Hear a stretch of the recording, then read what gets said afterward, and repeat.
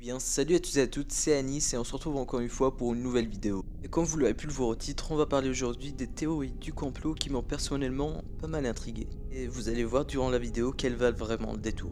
Alors comme d'habitude, je compte sur vous pour liker, commenter et vous abonner si vous êtes nouveau sur la chaîne, c'est vraiment très important. N'oubliez pas aussi de mettre votre casque ou vos écouteurs pour une meilleure écoute, et en tout cas, j'espère sincèrement que ça vous plaira.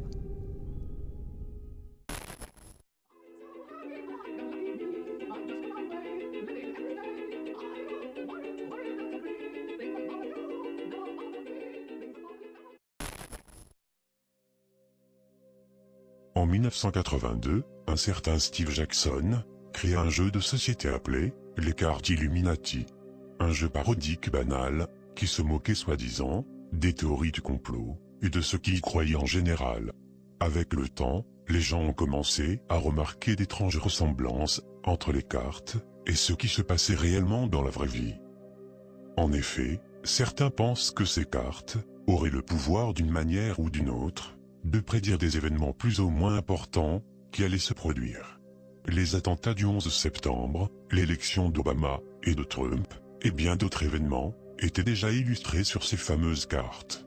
D'après une théorie, les Illuminati auraient préparé leur plan bien avant la conception de ces cartes, et ce jeu aurait seulement pour but de prouver leur existence. Il est aussi pensé que si quelqu'un arrivait à bien analyser ces cartes, il aurait peut-être une chance de prévoir et anticiper certaines choses. Pour ma part, je doute fortement que les illustrations présentes sur ces cartes soient de simples coïncidences. Mais, ça reste à vous d'en juger.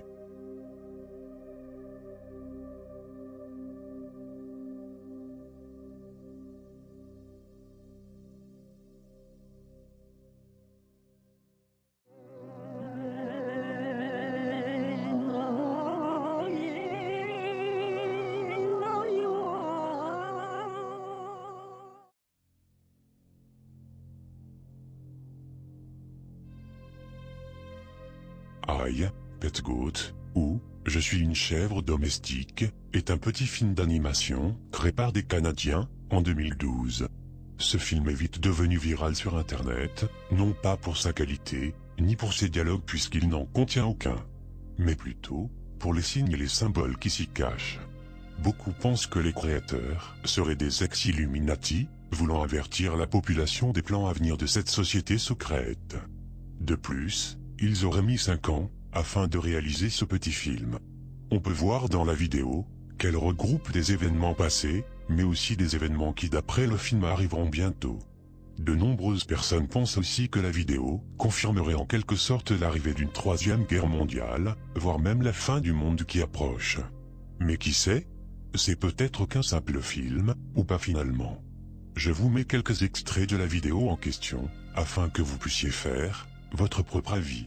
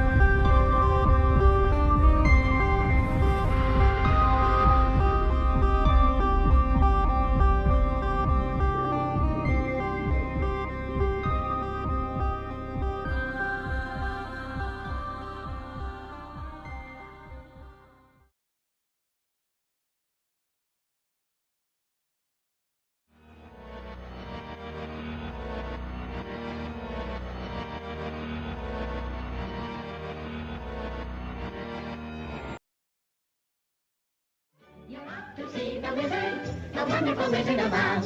To find he is a wizard, a whiz, if ever a whiz there was. Éloignons-nous maintenant un peu des sociétés secrètes et parlons un peu de films pour enfants. Avez-vous déjà vu Le Magicien d'Oz? Avec son univers joyeux et tous ses personnages gentils et heureux. Eh bien, la version VHS des années 80 n'est pas si joyeuse que ça. Dans une scène, on peut apercevoir la silhouette d'un enfant pendu, un peu plus loin, dans les bois, pendant que les trois personnages principaux chantaient dans la forêt.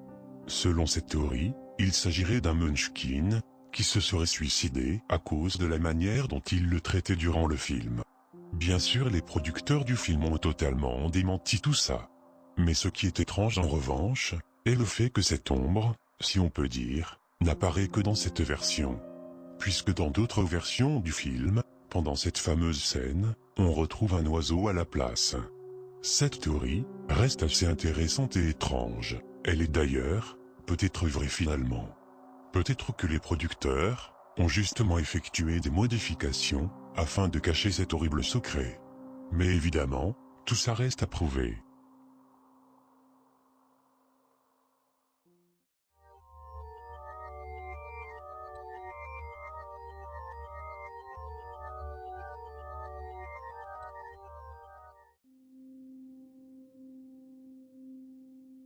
L'Amérique tue sa population.